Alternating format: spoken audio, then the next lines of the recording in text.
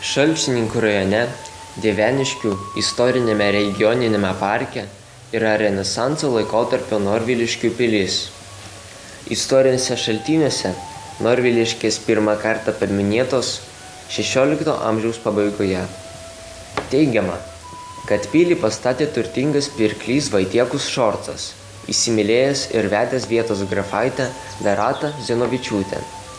Po vyro mirties Darata Šorcienė, norėdama, kad plistų tikėjimas, pakvietė iš Vilniaus pranciškonus ir 1617 metais dovanojimo aktu jiems užrašė Norviliškių palivarką. Vienuoliai turėjo kuo greičiau pastatyti Švento Pranciškaus vardo bažnyčią ir prie jos įrengti vienuolyną, o tame vienuolyne nuolat gyventi ir kas savaitę laikyti mišias už dovanotojus. Vienuolynų tapo Šorcų dvaro rūmai.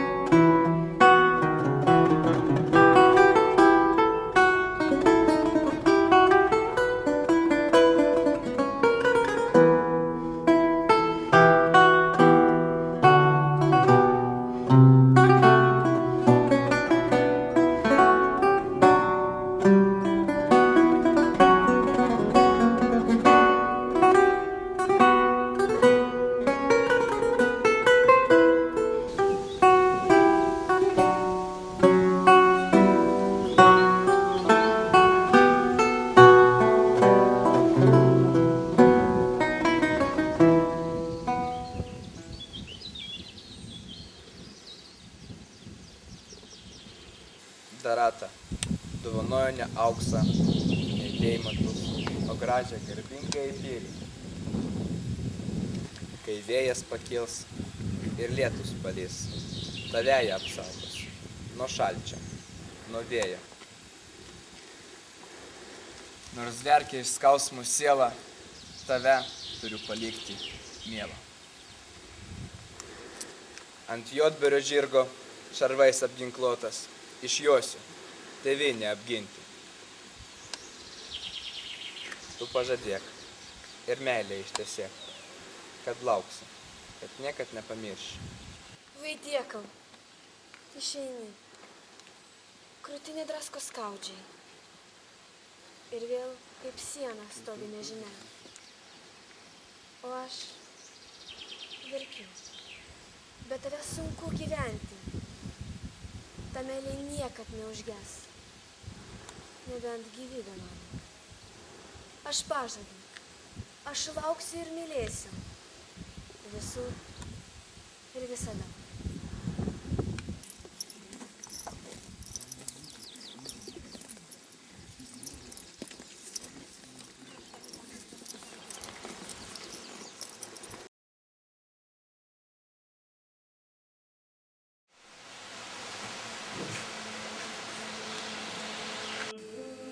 Tikėjau, mylėjau ir laukiau tavęs. Bet laikas taip greitai praėjo. Žinau, nebegrįšiu jau niekad. Svajonės Laukimas išblėso. Norėčiau mirti ir viską palikti vienuoliams. Nebeliko tavęs, nebeliks ir manęs.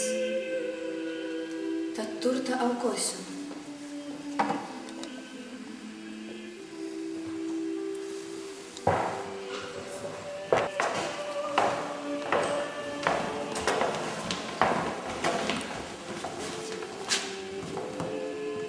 O jūs, broliai, pranciškonai, statykit bažnyčią, laikykit mišias už mūsų sielos įsitikimą Anapilin krašte.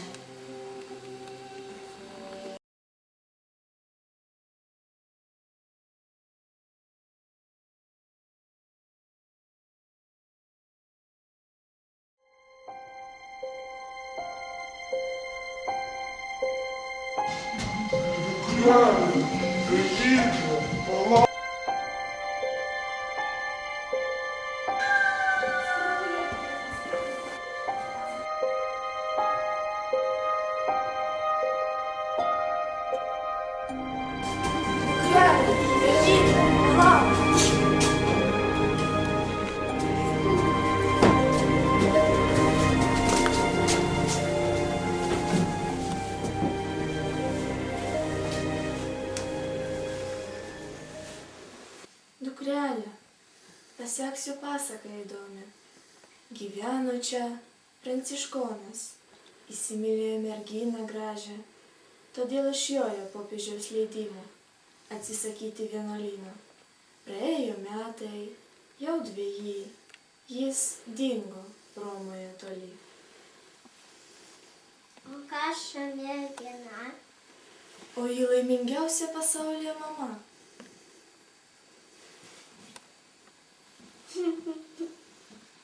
Kodėl liūdi? Kas tau yra? Kada tėvelis mūsų grįš? Tu nebijok. Žinau, jis greitai grįž. Praeis metai, amžiai. Mes iškentėsim. Mes sulauksim tėčio. Žiūrėk, kažkas tam joja tolimam kely. Tikrai, tai jis, tai jis.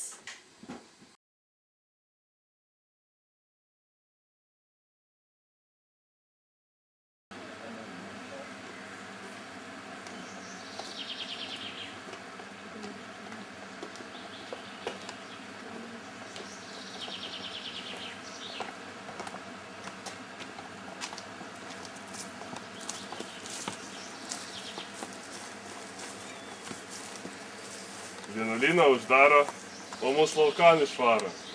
Ką darysim, broliai? Kur eisim, pranciškonai? Viską reikia gerai apsvarstyti ir bendrą nuosprendį priimti. Suskaičiuokim visą auksą, surašykim visą turtą, atiduosim klebonijam. Artėja sunkus laikai, tai pasimelskim Dievuliui ir prašykim palaimos ir ištvermės. Skaičiuokim monetas.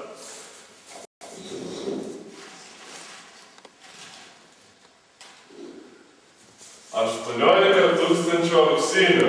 Tiek daug? Mums ir aukso gaila, ir sidabro.